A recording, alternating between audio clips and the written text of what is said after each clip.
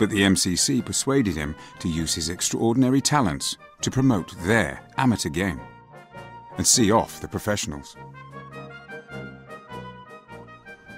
Grace was really in a class of his own. Had he joined with the professionals in the sort of late 1860s, the game would have changed completely. We wouldn't have had the game that we've had for the last 100 years or so, because he was the great draw, and the crowds and the money would have followed him wherever he went.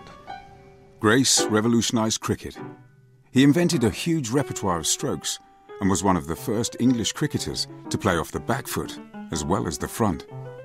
He introduced what could be called modern defensive play. Until he came along, basically the batsman did not use his pads.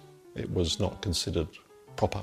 They were merely for defending his legs. You used your bat to hit the ball.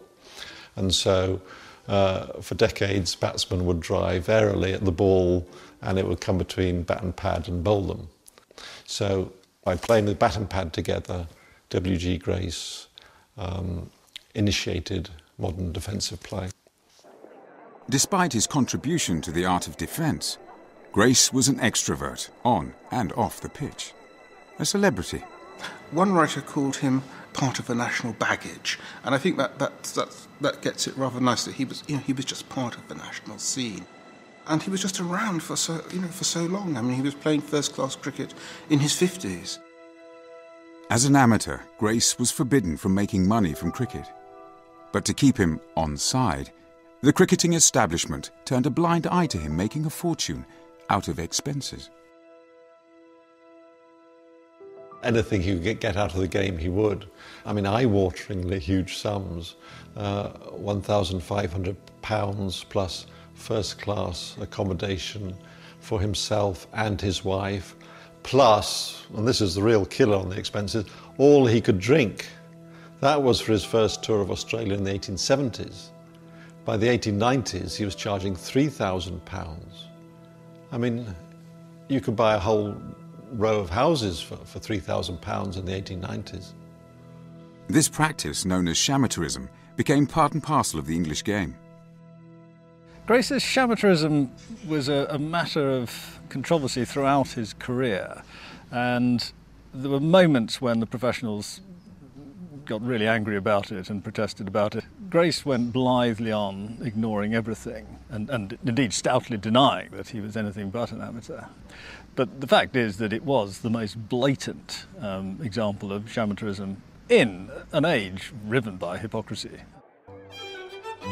Grace, the gentleman, also behaved on numerous occasions in ways that were really not cricket. In 1882, in one of their first testy confrontations with Australia, the game was in the balance and England were fielding. There was a new batsman, a young batsman called Sammy Jones, who'd come to the crease. The Australians stole a run, and then when the ball came back from the outfield, it ended up in Grace's hands. Now, Sammy Jones left his ground and patted down a divot on the wicket, and Grace promptly ran him out. And as a result of that, Spofforth, the great Australian fast bowler who's known as the Demon, completely lost his rag and worked himself up into a complete temper. And he said, "This will cost you the match." Now, England only had 85 to win, and then there was a terrible collapse, and Spofforth tore through the England middle order and tail and won this most improbable victory, inspired by Grace's lack of sportsmanship. So I always like to think that WG was actually responsible for the whole Ashes thing coming into being.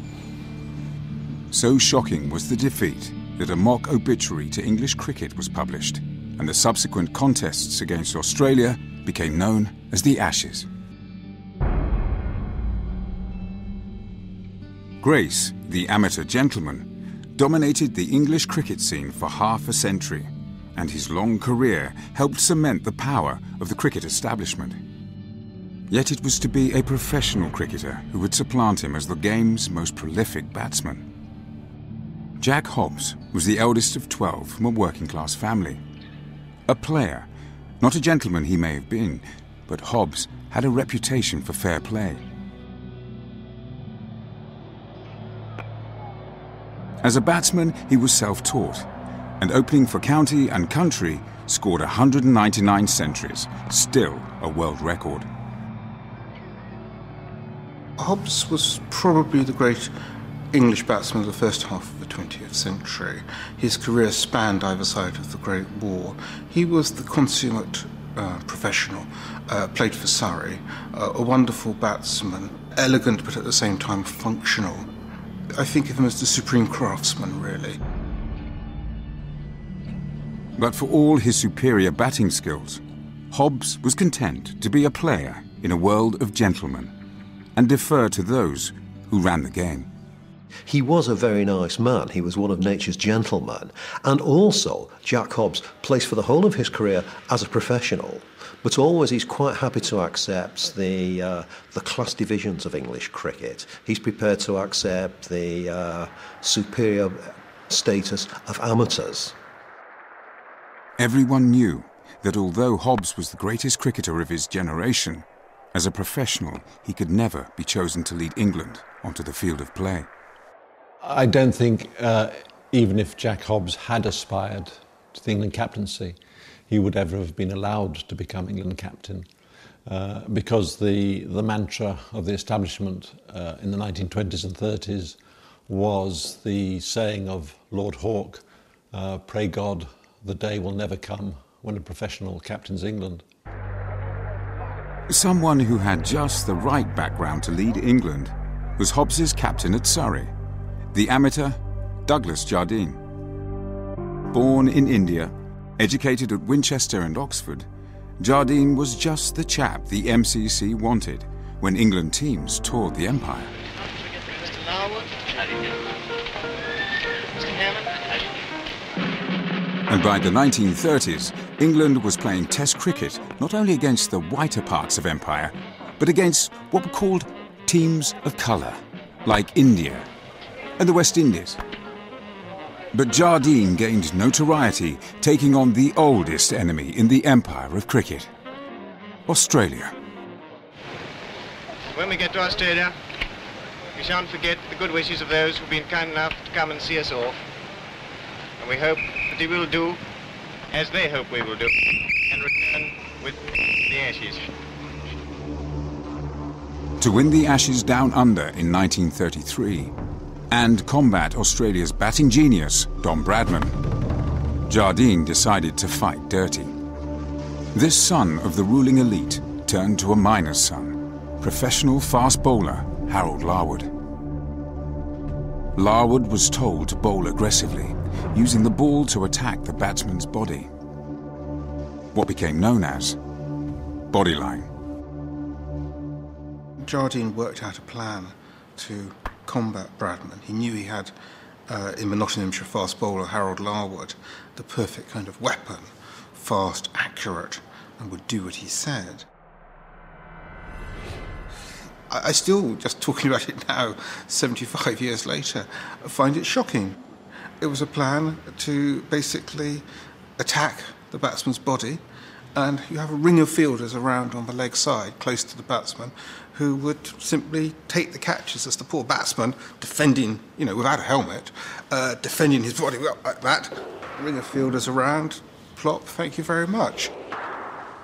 It was not, in any sense, cricket. Even if we strip cricket of its ethical dimensions, it was still not cricket. Douglas Jardine was miscast as a cricketer. He really should have been a general. Bodyline was the sporting equivalent of the invention of the tank. It was an absolutely brilliant invention.